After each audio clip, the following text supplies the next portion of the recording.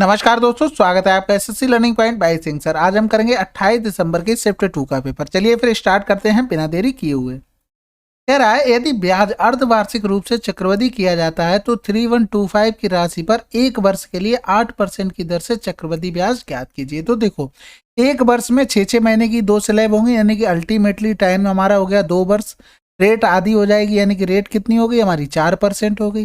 तो 2 साल की इफेक्टिव रेट निकाल लेते हो, फार्मूला तो पता होगा, A+B AB/100, यानी कि 4×4=8 हो गया, 4×4=16 हो गया, तो 8.16% हो जाएगी। यानी कि हमें 3125 का 816% निकालना था, यानी कि इसका 100 आ गया और इसका भी 100 आ जाएगा, पॉइंट हटा देंगे।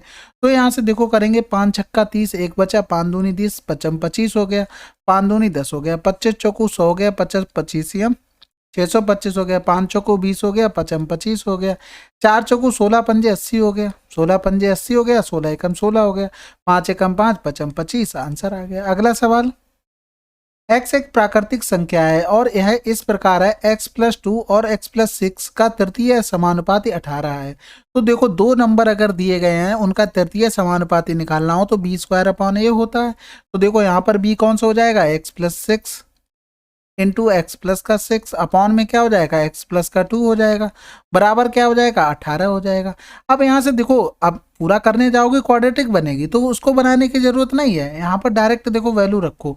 अगर 9 रखोगे तो 9×2=11 आ रहा, नीचे 11 देखो करेंगे तो यहाँ से देखो 9×6=15 और यहाँ करेंगे 9×6=15, यानी कि यहाँ से 11 बन रहा, 11×15 कटेगा, नहीं कटेगा तो ये कैंसिल।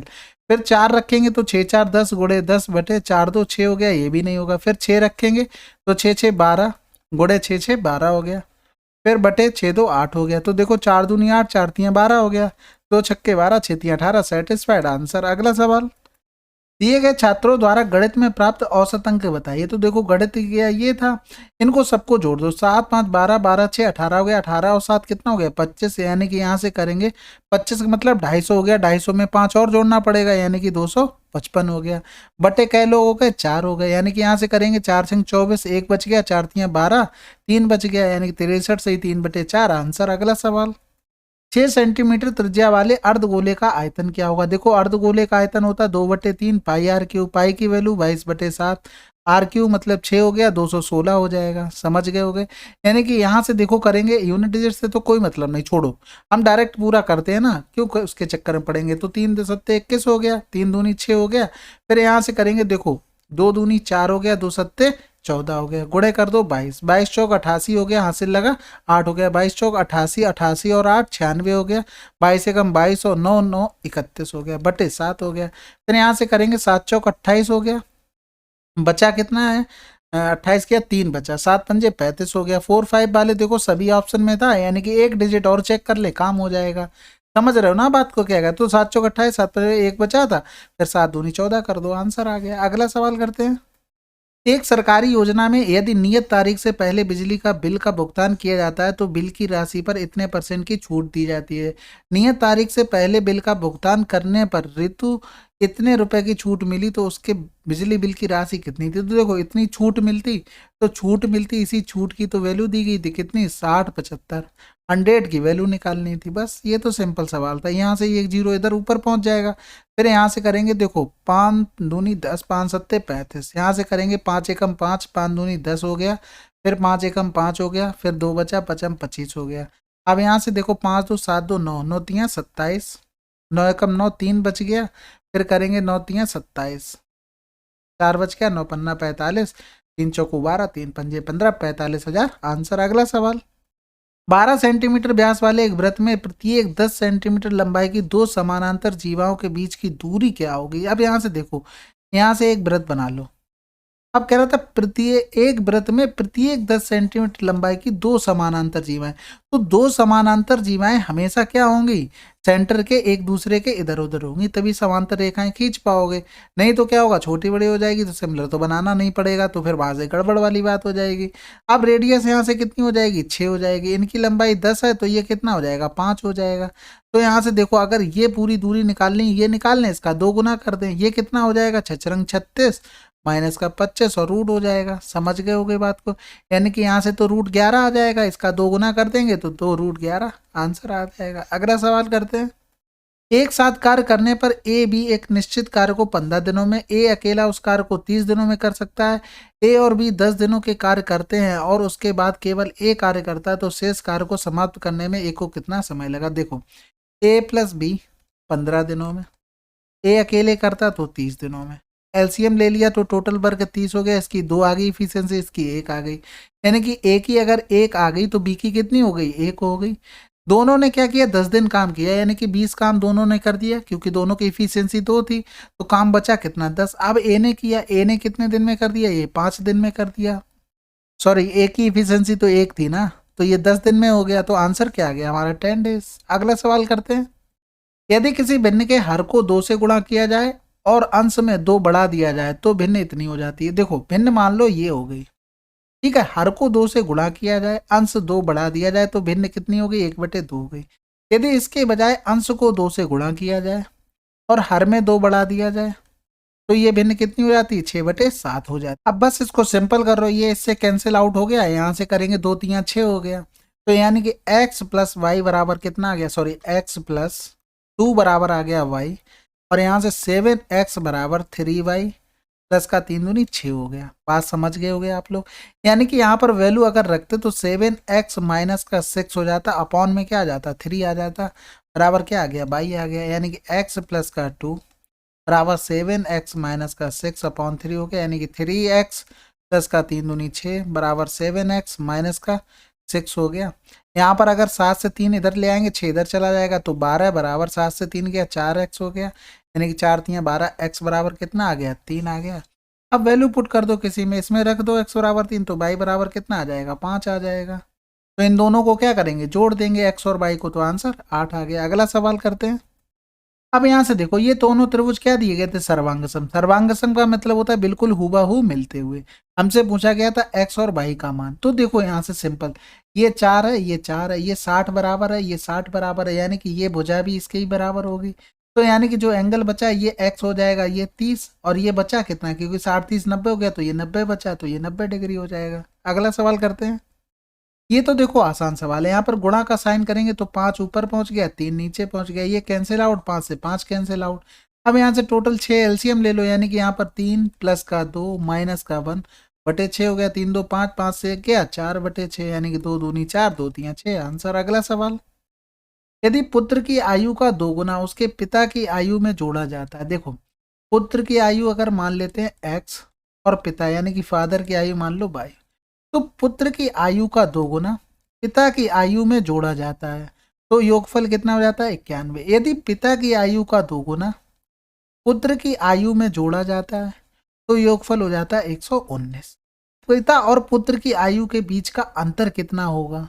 तो ये तो बहुत सिंपल सवाल बन गया, ये इक्वेशन 2 हो गई, ये 1 हो गई। हम क्या करते हैं, 2 से 1 घटा देते हैं, यानी कि 2y प्लस एक्स माइनस का y हो गया, माइनस का 2x हो गया, बराबर 119 माइनस का 91 हो गया। तो यहाँ से घटाएंगे, 9 से 1 गया 8 हो गया, 11 से 9 गया 2, आंसर तो आ चुका है।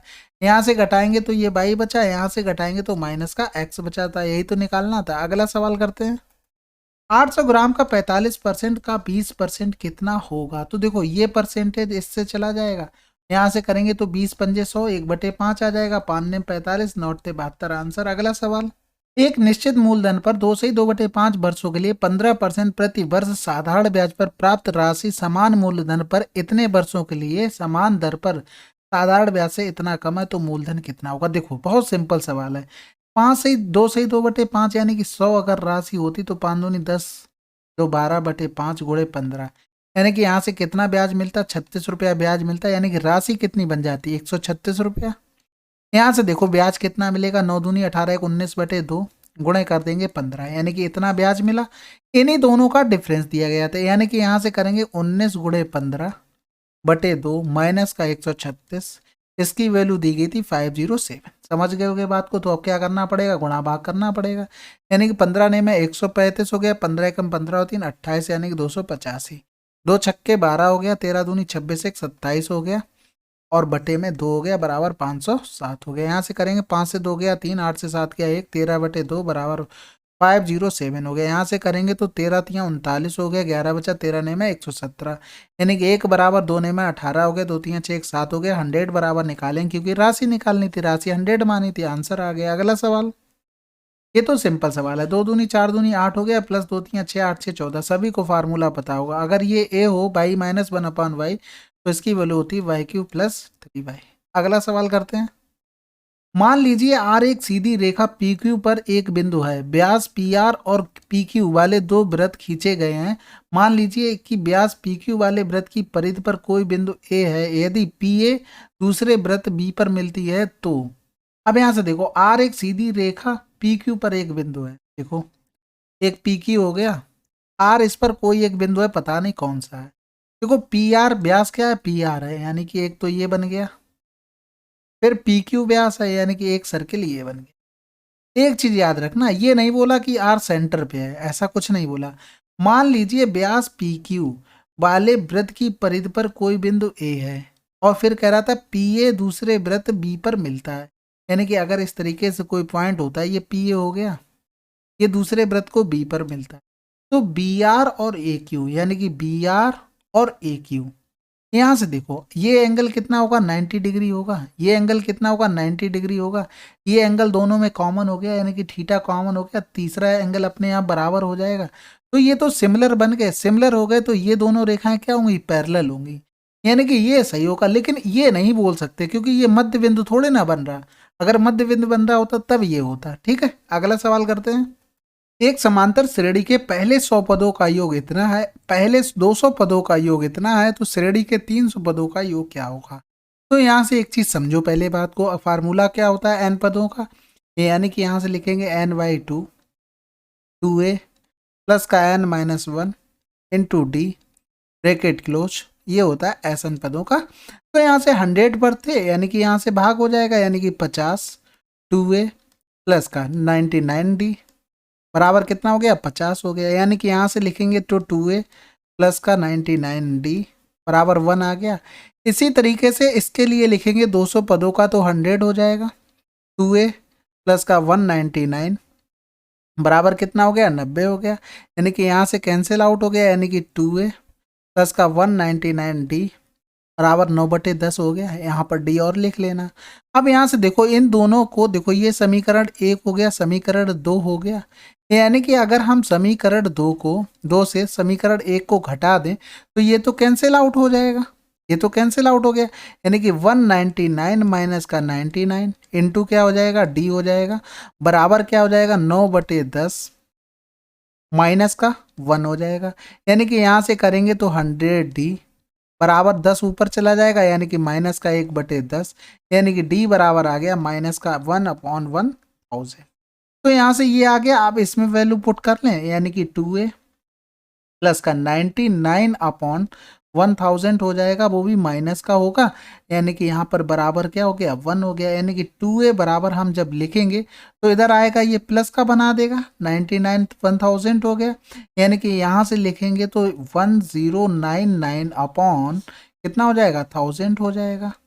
अब हमको क्या चाहिए था, हमको 300 पदों का चाहिए था, यानी कि 300 पदों के लिए लिखेंगे तो देखो आधा हो जाएगा पहले तो, फिर 2a की वैल्यू लिखनी पड़ेगी, 2a की वैल्यू कितनी है, इतनी है, यानी कि 1099 अपॉन 1000 हो जाएगा, प्लस क्या लिखना पड़ेगा, n-1, यानी कि 300 से 1 जाएगा तो 299, और इंटू क्या हो जाएगा, डी कितना है, माइनस का 1/1000 हो जाएगा, यानी कि यहाँ पर क्या हो जाएगा, माइनस का 1/1000 हो जाएगा। समझ गए होगे बात को। अब थोड़ा सा इरेज कर लें, बाकी कैलकुलेशन आप लोग कर ही लेंगे, इतना तो कठिन भी नहीं था।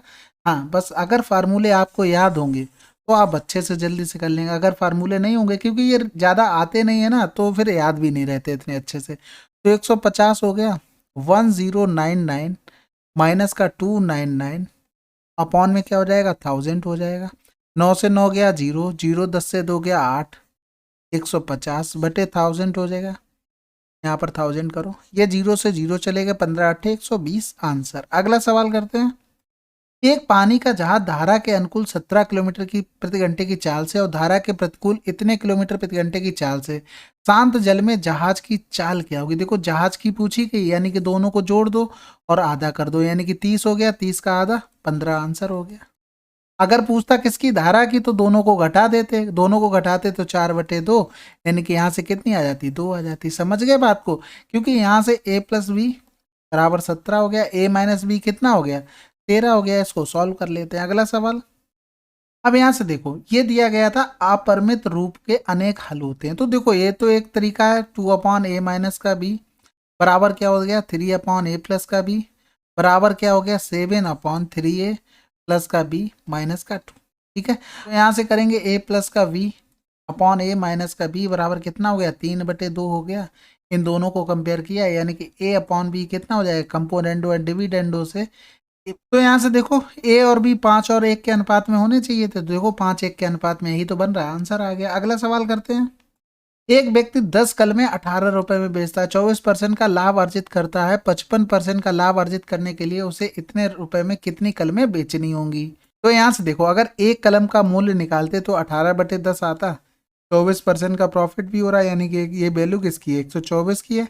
अगर यहाँ से हमें 55% का प्रॉफिट चाहिए तो 155 की निकालनी पड़ेगी, तो 18/10 गुणे हो जाएगा 155 बटे हो जाएगा 124। ये एक पेन की कीमत आ गई जब 55% का लाभ चाहिए।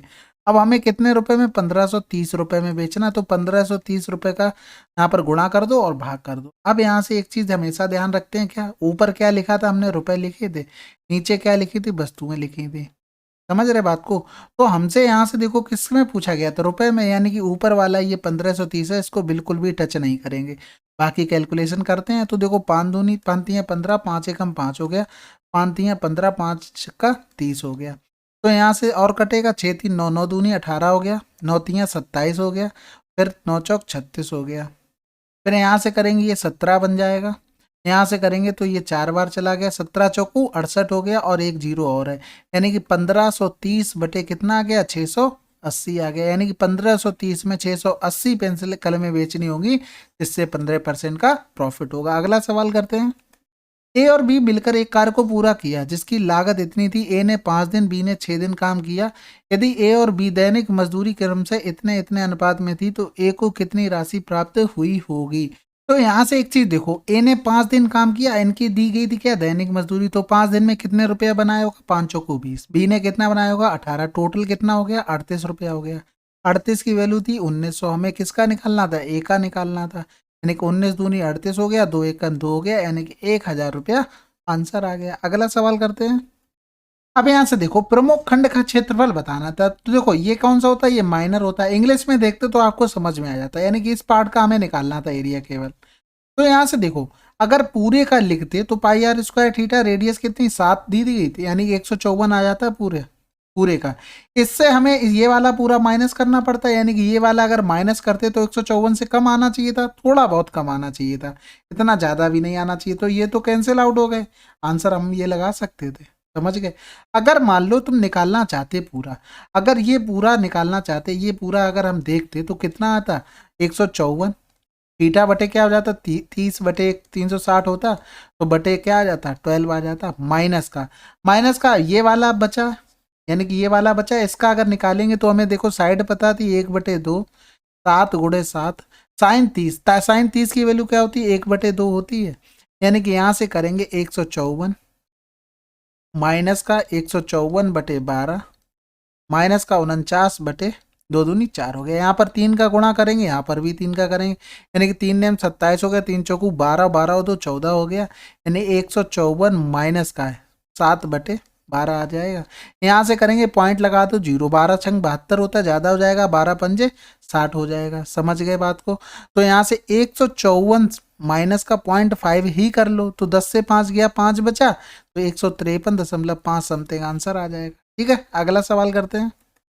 कॉट 18 की वैल्यू दी गई थी, इसकी हमें निकालनी। देखो कोसेक स्क्वायर 378 को हम क्या लिख सकते थे, कोसेक यहाँ से लिख सकते थे क्या, 360 प्लस का 18 लिख सकते थे, बिल्कुल लिख सकते थे।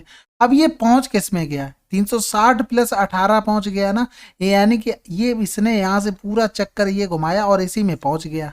यहाँ पर क्या होते हैं, सब प्लस होते हैं। कोई समस्या किसी प्रकार की बिल्कुल भी नहीं होगी। 360 पे चेंज होगा, बिल्कुल चेंज नहीं होता, यानी कि कोसेक 18 भी तो लिख सकते थे, यानी कि कोसेक स्क्वायर 18। इसी तरीके से नीचे 1 प्लस का 10 स्क्वायर 378 लिखा है, तो 10 स्क्वायर 18 लिख सकते थे। अब यहाँ से देखो, ये यहाँ से अगर कॉट बनाया तो कॉट देखो 10 क्या होता है, लंब बटे आधार, ये उल्टा हो जाएगा, क्या हो जाएगा, आधार बटे लंब हो जाएगा। अब कोसेक चाहिए, कोसेक यहाँ से देखो इसकी वैल्यू हमको निकालनी पड़ेगी, ये वैल्यू कितनी आ जाएगी, पी स्क्वायर प्लस का क्यू स्क्वायर। जब यहाँ से इसकी वैल्यू लिखेंगे तो क्या हो जाएगा, कर्ड बटे लंब हो जाएगा, यानी कि पी स्क्वायर प्लस का क्यू स्क्वायर अपॉन हो जाएगा Q square plus 1 plus 10 square अगर 18 लिखेंगे तो Q square upon P square हो जाएगा, Q square upon P square हो जाएगा। यानी कि यहाँ से एलसीएम ले लेंगे तो ये पी स्क्वायर यहाँ पर पहुँच गया, यानी कि ये इससे कैंसिल आउट हो जाएगा और पी स्क्वायर ऊपर पहुँच जाएगा, P square upon Q square, answer आ गया। अगला सवाल, ये देखो सिंपल सवाल है, इसको एक सवाल को खुद से कर लेना, ठीक है। अगला सवाल करते हैं। एक आयताकार खेत की लंबाई और चौड़ाई का अनुपात इतना है, यदि खेत का क्षेत्रफल इतना है तो इतने रुपए प्रति मीटर की दर से खेत में बाड़ लगाने की लागत क्या होगी। यानी कि हमें पेरीमीटर निकालना है, उसके बाद काम चलेगा। यानी कि एरिया हम यहाँ से निकालते तो 3 दूनी 6x स्क्वायर बराबर 3456 आ जाता। यानी कि यहाँ से करेंगे तो 6 अट्ठे 48, सॉरी बहुत आगे पहुँच गया था, 6 पंजे 30 हो गया, 4 बचा, 6 सत्ते 42, 6 रंग 36 होगा, 576 किसका स्क्वायर होता है, 24 का स्क्वायर होता है, ठीक है। तो 24 यहाँ 72 हो गया, 24 दूनी 48 हो गया। या तो यहाँ से डायरेक्ट कर लो, 3 2 5 एक्स इंटू 2 हो जाएगा, यानी कि 5 दूनी 10 एक्स हो जाएगा, यानी कि 240 आ जाता। 240 में हमें कितने का 3.5 यानी कि 35 बटे 10 कर सकते हैं, यहाँ से चला जाएगा। 24 पंजे 120, 24 यहाँ 72 हो गया, 72 और 12 कितना हो गया, 84 हो गया, आंसर आ गया। अगला सवाल करते हैं। एक टेस्ट की एक श्रृंखला में अमन का औसत स्कोर इतना था, वह एक और टेस्ट में शामिल हुआ और स्कोर जेड प्राप्त किया। यदि अमन कुल एन टेस्ट में शामिल हुआ तो निम्नलिखित में से कौन सा व्यंजक सभी टेस्ट के लिए उसके औसत अंक को दर्शाता। देखो टोटल एन में हुआ, यानी कि उससे पहले उसने एक और खेला है, अगर ये एक नहीं खेलता तो n-1 होता, अगर वाई उसने एवरेज किया था तो सब निकालते तो इतना हो जाता। फिर अगले में उसने जेड किया, यानी कि यहाँ से जेड जोड़ दो, टोटल नंबर कितने हो गए, एन हो गए, एन से डिवाइड कर दो। अगला सवाल, चलिए फिर 28 अक्टूबर की शिफ्ट 2 आपकी कंप्लीट हो गई है। कमेंट बाजी जरूर कीजिए भाई, कमेंट करते रहिए, मोटिवेशन मिलता है।